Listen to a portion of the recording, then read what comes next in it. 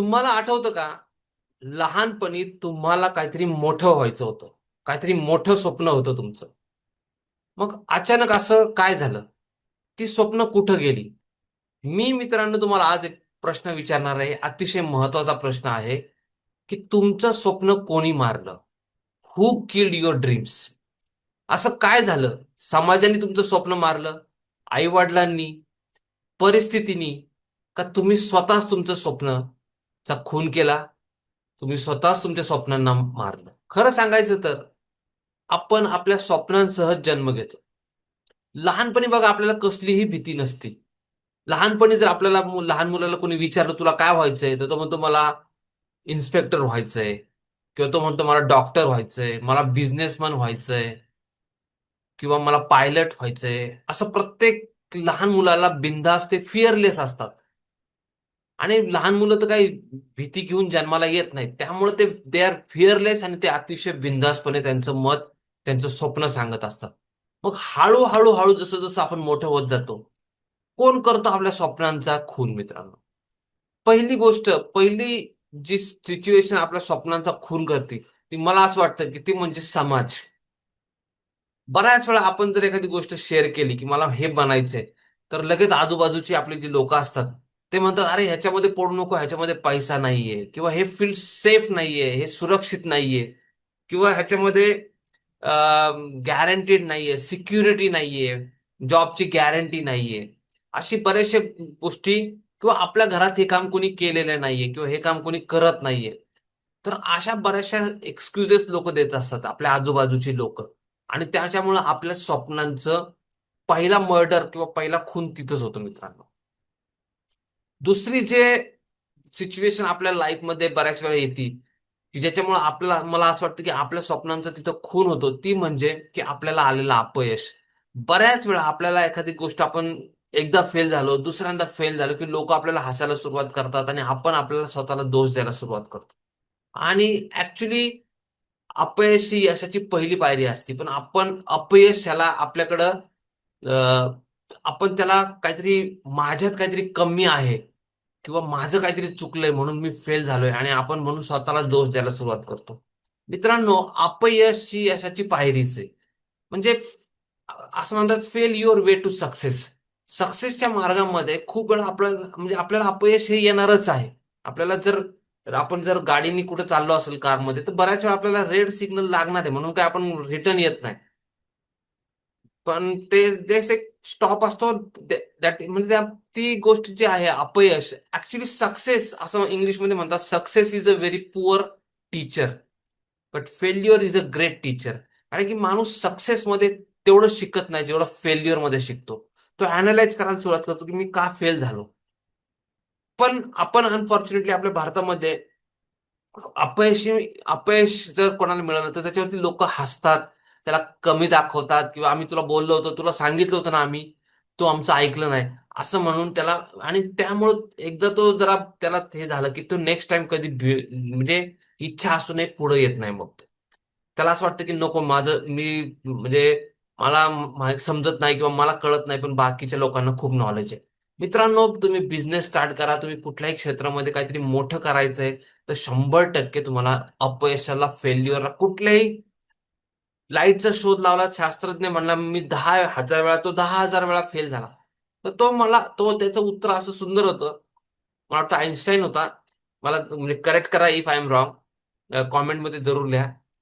की तो म्हटला की मी 10,000 मार्ग असे शोधून काढलेले आहेत. मी 10,000 वेळा फेल नाही झालो, तर 10,000 मार्ग असे शोधून काढलेत, की ज्याच्याने लाईट ती जी बल्ब आहे तो पेटत नाहीये.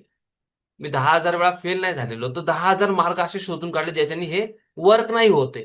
म्हणजे त्याचा ॲटिट्यूड खूप चांगला होता थिंकिंग करण्याचा. आणि नंतर तो सक्सेस पण झाला.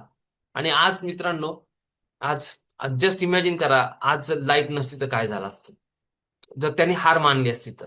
तर बऱ्याच वेळा आपण हार मानून टाकतो. लोकं समाजामुळं बऱ्याच वेळा आणि अपयश पण फेल्युअर आल्यामुळं सुरुवातीला जे इनिशियल फेल्युअर येते त्याच्यामुळं पण आपण मागच राहू. तिसरी गोष्ट महत्वाची ती म्हणजे कंपॅरिझनच्या लाईफमध्ये आपण जगत असतो. त्याच्यामुळे आपल्याला वाटतं की दुसरे सगळे खूप पुढे गेलेत. आपण YouTube पाहतो, Instagram पाहतो, लोकांचे फेसबुकवरती पाहतो आणि आपण आपलं कम्पेअर करतो की मी फार मागं राहिलोय, मी फार अपयशी झालो आयुष्यामध्ये. आणि त्याच्यामुळं मग आपण कम्पेअरच्या लाईफमध्ये ओव्हर थिंक करायला सुरुवात करतो. इनफॅक्ट मित्रांनो, जर तुम्हाला ओव्हर थिंकचा किंवा निगेटिव्ह थॉट्सचा किंवा असे जर तुम्हाला सेल्फ कॉन्फिडन्स वरती जरा कमी झाली असेल, सेल्फ बिलीफ तुमच्यामध्ये वाढवायची इच्छा असेल, तुम्हाला स्वतःमध्ये विश्वास वाढवायची इच्छा असेल, तर तुम्ही जरूर माझं जे rewire your mind and transform your life हे जे वेबिनार आहे तुम्ही जरूर अटेंड करा. तुम्हाला त्याचा खूप फायदा होईल.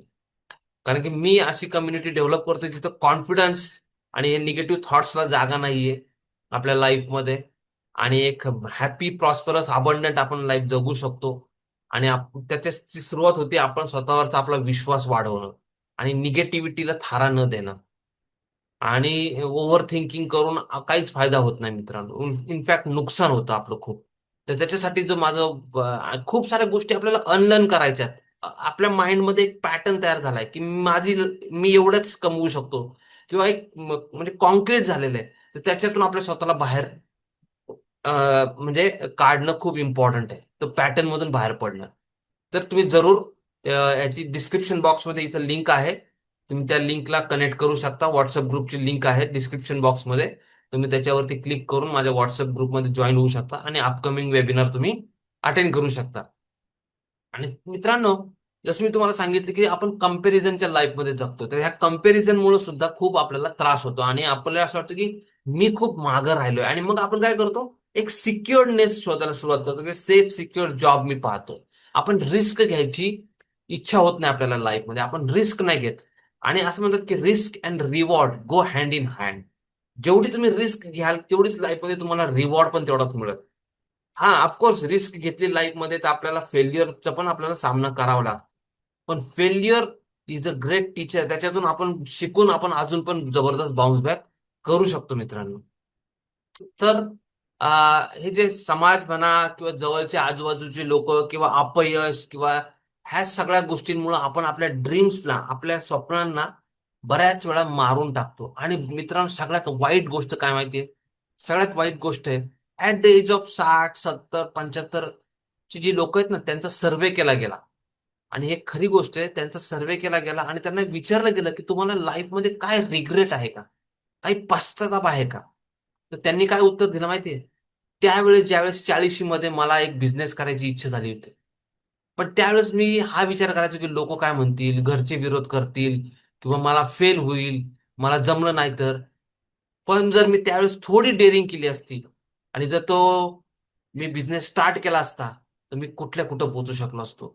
पण जर आपल्याला, आणि मग आपण नंतर खूप हे लोकांचा जेव्हा सर्व्हे केला त्यावेळेस ह्या लोकांमध्ये असं दिसून आलं की त्यांना खूप पश्चाताप झाला की काश मी त्यावेळेस ती गोष्ट केली असती तर. आणि मी स्वतःला म्हणजे आयुष्यामध्ये दुःखी राहिलो. त्याचं one of the main reason हे होतं की मी त्यावेळेस ती गोष्ट केली नाही.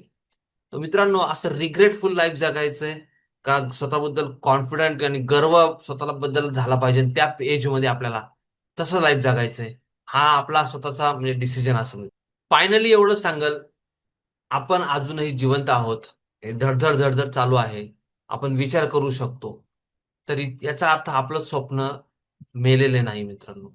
आपलं ड्रीम अजूनही जागं होऊ शकतं. ते फक्त झोपलेलं आहे आता. आणि जर तुम्हाला लाईफमध्ये आपल्याला जर आपण एक म्हणतो ना, रिग्रेटचं लाईफ नाही जगायचं. आपल्याला जर जे कॉन्फिडंट किंवा आपल्याला जर आनंदाचं लाईफ जगायचंय नंतर 70 75 मध्ये, ज्यावेळेस आपल्याला असं वाटलं पाहिजे थँक गॉड मी ऐकलं माझं स्वतःचं आणि माझं हार्ट काय म्हणत होतं त्याचं मी ऐकलं. आणि मी माझं स्वप्न पूर्ण केलं. असं जर आपल्याला पाहिजे असेल तर टेक अ कॉल. तुमचं स्वतःवरती विश्वास असणं खूप इम्पॉर्टंट आहे. आणि मित्रांनो, तुम्ही करू शकता. आय होप की तुम्हाला हा व्हिडिओ आवडला. You can do it. तुम्ही नक्की करू शकता. खूप चांगलं स्वतःवरती विश्वास ठेवा. लोक लोक काय म्हणतील याच्यापेक्षा स्वतःवरती विश्वास ठेवा. आणि जर तुम्हाला स्वतःवरती कॉन्फिडन्सची कमतरता वाटत असेल, तुम्ही खूप ओव्हर थिंक करत आहेत असं वाटत असेल, एक सेल्फ बिलीफ, सेल्फ डाऊट असेल आणि निगेटिव्ह पॅटर्न मधून बाहेर पडायची इच्छा असेल मित्रांनो, तर माझं वर्कशॉप तुम्ही जरूर अटेंड करू शकता. त्याची लिंक डिस्क्रिप्शन बॉक्समध्ये आहे. व्हिडिओ आवडला असेल तर व्हिडिओला लाईक करा. कॉमेंट करा तुम्हाला काय आवडलं व्हिडिओमध्ये किंवा कुठल्या टॉपिकवरती तुम्हाला व्हिडिओ पाहायला आवडेल. मला जरूर कळवा. आणि या चॅनेलला जरूर सबस्क्राईब करा, कारण की असेच व्हॅल्यू ॲडिशनचे व्हिडिओज मी बनवत असतो मित्रांनो. Thank you so much. पुन्हा भेटूयात पुढच्या व्हिडिओमध्ये. थँक्यू.